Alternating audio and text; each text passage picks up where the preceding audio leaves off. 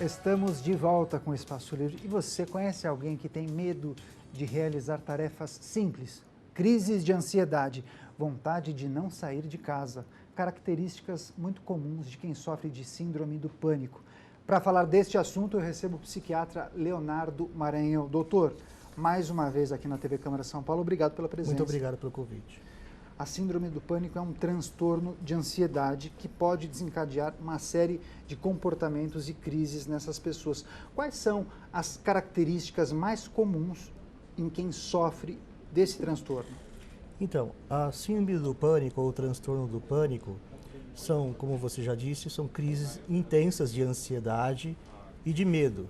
São crises que são inesperadas, são crises recorrentes, que ocorre de forma repentina, levando o indivíduo a uma sensação de muito mal-estar, tanto físico quanto mental, e isto faz com que o indivíduo tenha uma postura, um comportamento de fugir daquele local e buscar um local seguro. Via de regra, eles buscam uma emergência ou um pronto-socorro.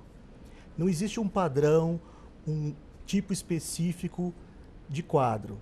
Os quadros são variados, eles ocorrem frente a uma situação de medo intenso associado a 4 a 13 sintomas somáticos ou físicos ou cognitivos, que faz com que cada indivíduo tenha um quadro bem peculiar do transtorno do pânico. Mas quais são os mais populares, digamos assim? Os mais populares são os sintomas que leva o indivíduo a ter uma taquicardia ou uma palpitação, um desconforto no peito, uma sensação que o coração está batendo no pescoço, uma sensação que tem um bolos apertando aqui, uma sensação de falta de ar, uma sensação de morte iminente. O indivíduo acha que ele vai ter um ataque, ele vai ter uma crise, um infarto, as mãos ficam com calafrios, trêmulas. Ele tem uma sensação de tontura, uma sensação subjetiva que pode estar tendo um desmaio, um desfalecimento. Ele se nota distante da realidade, muito medo, mas muito medo. Isso é comparável realmente com a sensação de indivíduo estar se infartando.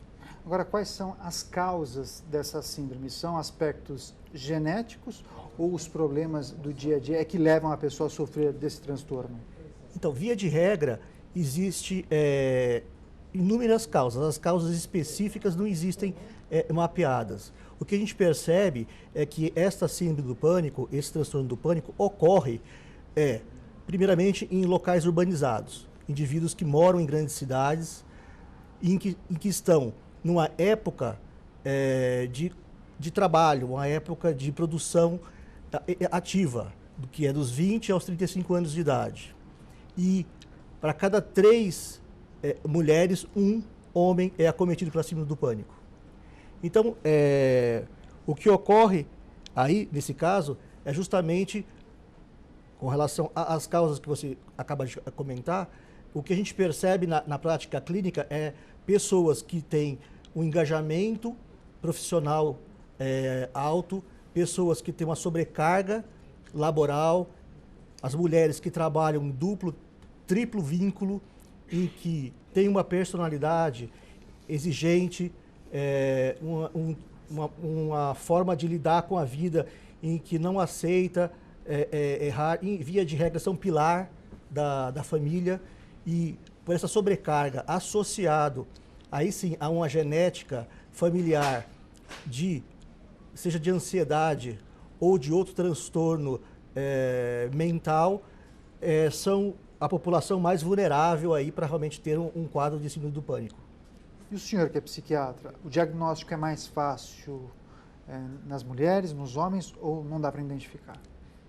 O diagnóstico ele é feito baseado em critérios e mediante a própria avaliação clínica do paciente.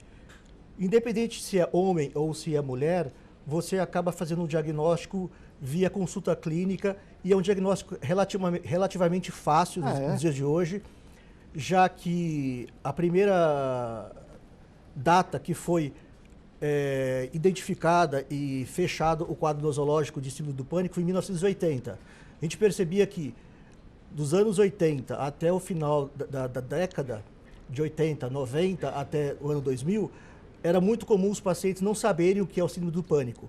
Hoje em dia, ao buscar um pronto-socorro, uma emergência clínica, o indivíduo já é orientado a buscar o psiquiatra, mas por preconceito acaba buscando um neurologista, ou um cardiologista, ou até um otorrino ou um pneumo, a fim de fazer várias avaliações clínicas, porque ele tem a certeza que ele está tendo um problema físico e não psicológico.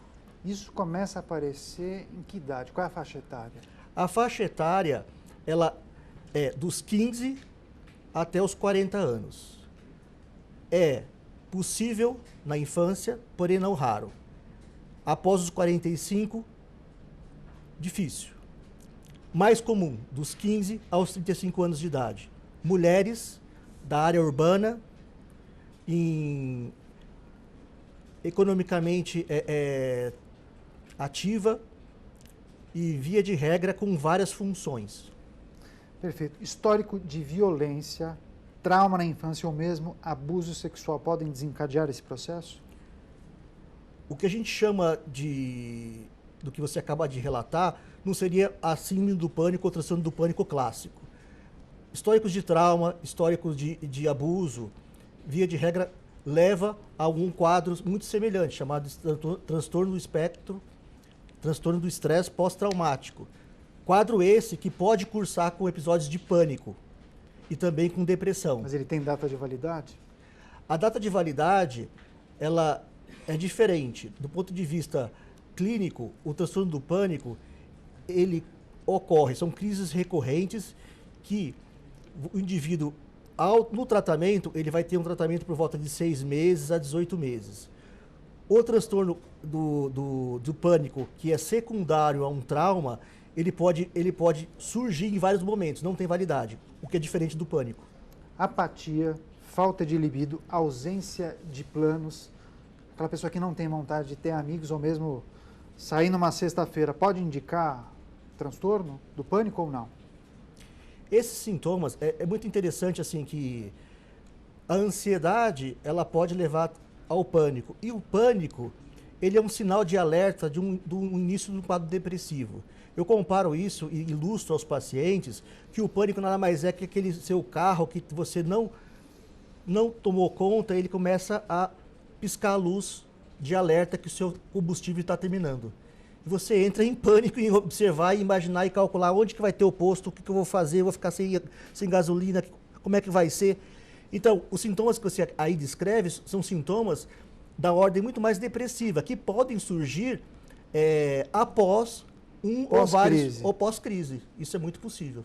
E como é o tratamento, doutor? A combinação de medicação e terapia é o mais indicado? É o mais indicado. O transtorno do pânico, ele quer dizer para o indivíduo que o sistema nervoso ele está em colapso. Existe ali uma desordem neuroquímica, existe uma alteração funcional que precisa ser corrigida com medicação. Porém, já que o próprio pânico leva o indivíduo a ter alterações psicológicas, medo, fobias, esquiva daquele local, se assim relacionado, é necessário tanto um tratamento medicamentoso, que é utilizado tanto os tarjas pretas para crise, quanto antidepressivos para o tratamento a longo prazo, e a psicoterapia, que vai atuar de forma a levar o indivíduo ao seu retorno à sua parte funcional e evitando assim a cronicidade do quadro. Depois de quanto tempo de tratamento as crises cessam? Via de regra, é necessário algumas semanas. Da mesma forma que aquele carro que a gente ilustrou, que ele está com a luz ali te acendendo e te alertando que você tem que fazer uma pausa, aqui também o indivíduo precisa entender que ele precisa fazer uma pausa, recarregar a bateria, descansar, pelo menos algumas semanas, para que o corpo consiga se reorganizar, para que ele possa voltar naquela rotina que não é uma rotina muito leve, via de regra. E o medo, ele convive com a pessoa aquela situação, será que eu vou ter uma crise novamente, mesmo medicado, mesmo após a superação da crise? Esse é um sintoma realmente que é limitante. quanto mais medo o indivíduo ter de vir a ter uma nova crise, mais ele fica disfuncional.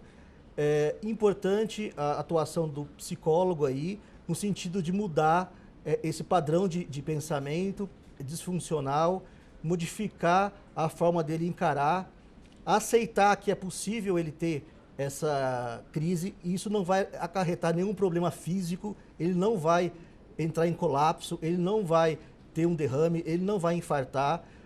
A crise ela é autolimitada, ela vai durar alguns minutos, não mais do que 10 minutos. Existe a possibilidade de uso de medicação para a crise, para poder abortar os sintomas de forma rápida. Assim, dessa forma, o paciente bem orientado e bem acompanhado, ele consegue diminuir esse medo de ter medo de ter a crise, e desta forma é mais fácil ele conseguir sair desse transtorno que é o pânico. Importante entrevista com o Dr. Leonardo Maranhão. Uma pessoa que se identifica com as características que o senhor mencionou aqui no programa deve fazer o quê? Ir ao psiquiatra ou ao psicólogo? É importante ele procurar o psiquiatra e o psicólogo. Sem a ajuda do psiquiatra, que vai tirá-lo da crise, sem a ajuda do psiquiatra, que vai construir a possibilidade de criar pontes para que o psicólogo possa atuar, ele não terá sucesso no tratamento. Da mesma forma que, se buscar tão somente um psiquiatra e não buscar um psicólogo, ele pode ter uma melhora parcial e, com isso, haver uma cronicidade, um tratamento mais prolongado e, possivelmente, o risco de recaídas. Então, a melhor forma realmente é procurar um psiquiatra e um psicólogo para um tratamento que seja de forma global e completo. Doutor, excelente entrevista. Infelizmente, nós não temos mais tempo, mas dá tempo do senhor compartilhar o seu contato com o público de casa. O contato é o www.clinicamedicacis.com.br, que é o site, e também estamos no Facebook, Clínica Médica Cis. Muito obrigado pela participação. Agradeço. Volte mais vezes ao Espaço Livre e à Muito TV obrigado. Câmara São Paulo. Obrigado. O Espaço Livre de hoje fica por aqui, mas nós vamos continuar a falar dos assuntos importantes no seu dia a dia. Obrigado pela companhia, obrigado pela audiência. TV Câmara São Paulo, informação para a cidadania.